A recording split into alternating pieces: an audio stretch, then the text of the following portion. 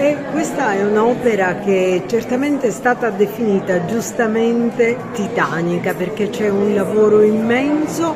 Ecco, come lo avete svolto e cosa emerge di importante? Io sono Angelo Castrorao Barba e sono ricercatore all'Istituto di Archeologia ed Etnologia dell'Accademia Polacca delle Scienze, oltre a essere docente a contratto all'Università Core di Enna di metodologia della ricerca archeologica. Il lavoro ovviamente è stato svolto dalle archeologhe del Parco Archeologico della Valle dei Templi di Agrigento. Io sono qui in veste di presentare un po' questo volume che è veramente il frutto di tantissimo lavoro e soprattutto una qualità della documentazione e dell'attenzione soprattutto a delle fasi più tarde, bizantine e altomedievali di occupazione della Valle dei Templi che sono una miniera di informazioni per delle fasi storiche ancora non ben conosciute nel territorio siciliano.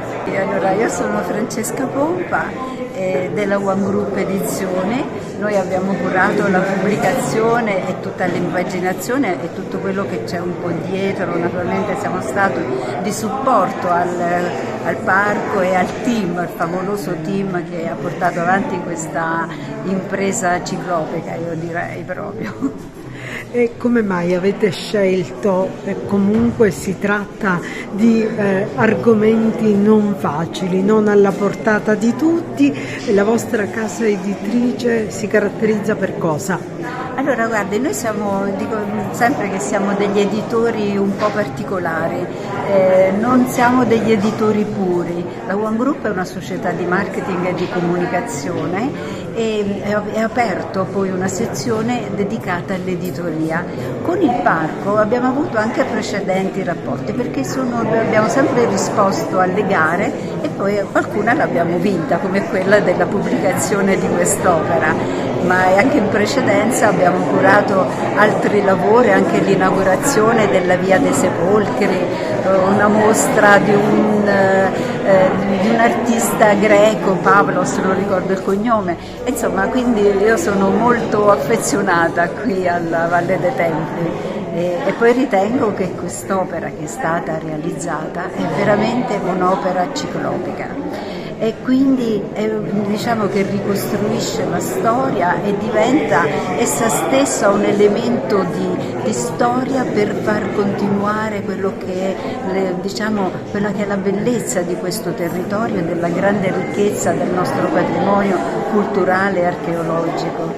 Beh, devo dire che questa presentazione del volume riguarda gli ultimi anni per cui abbiamo investito risorse anche al di fuori di quelle del parco, investito risorse su un'area importantissima come quella del quartiere ellenistico romano. Questo ci ha permesso di indagare un'area che fino a questo tempo non era stata indagata, cioè l'Insola Quarta, che ci ha dato delle straordinari risultati di ricerca. Abbiamo trovato degli edifici termali. Questo va inquadrato in questa politica di attenzione del quartiere ellenistico romano che negli ultimi 10 anni è stata oggetto di attenzioni, non solo di lavoro e di manutenzione, ma di attenzioni che hanno riguardato anche il rapporto con le università, che hanno continuato e continuano a scavare, riportando alla luce importanti ritrovamenti che arricchiscono sempre di più il panorama non solo scientifico e culturale, ma il panorama di visita di un'area meravigliosa come quella della Valle dei Templi.